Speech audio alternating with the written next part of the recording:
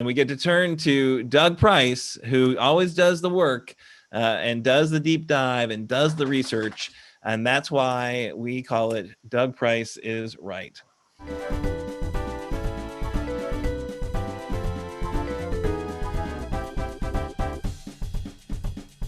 Welcome to another edition of Doug Price is Right. Progress Kentucky is now a nonprofit 501c4 organization. Our purpose is education, advocacy, and promotion of progressive values in the Commonwealth of Kentucky. As a 501c4, we are not required to provide names of donors on the IRS Form 990. Donations are not tax deductible. During the show, you will find out how to make donations, either through our ActBlue account or by mailing a check to our P.O. box in Cynthiana.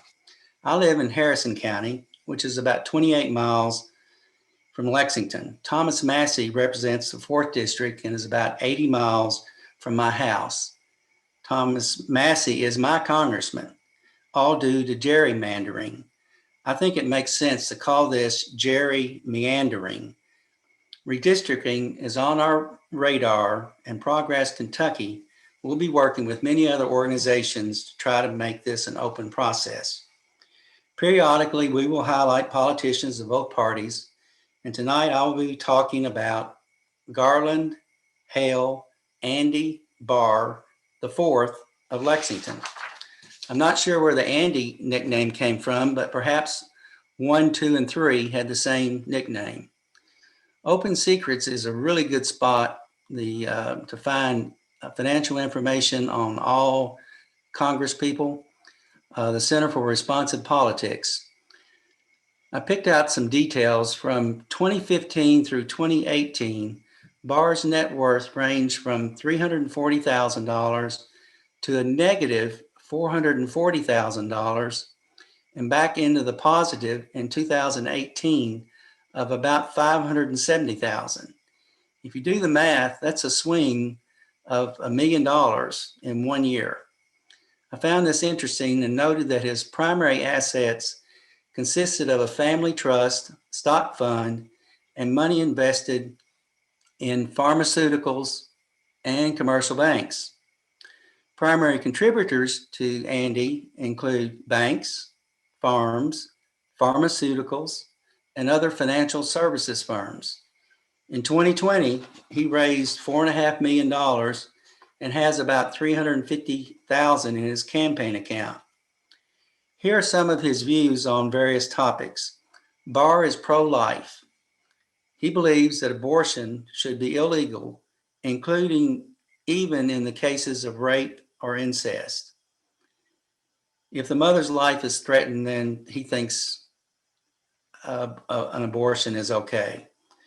Barr opposes using federal funding to support organizations that offer abortions. In a 2012 interview, he said, "I think the vast majority of the people of this country have come to the conclusion that wherever you are on this issue, we should not have taxpayer funding for abortions." That's his opinion. Barr has a D rating from the National Organization for the Reform of Marijuana Laws. He has a 0 score from LGBTQ plus rights advocacy organization, the Human Rights Campaign, for his LGBTQ plus rights related voting record. No holds bar on Trump? Not really. Regarding President Donald Trump's comments in the wake of the Unite the Right rally, Barr said that Trump's statement was filled with too much ambiguity.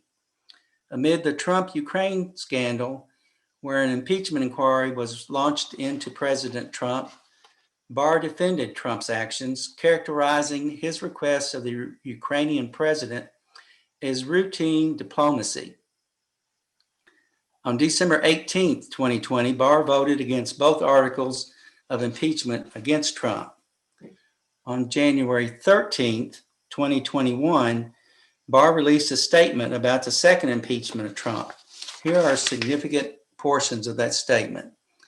The president's rhetoric on January 6, prior to the violence and mayhem at the U.S. Capitol building, was regrettable and irresponsible. Then he said, I disagree with my colleagues who claim that the president's words constituted incitement to insurrection, and then voted not to impeach Trump.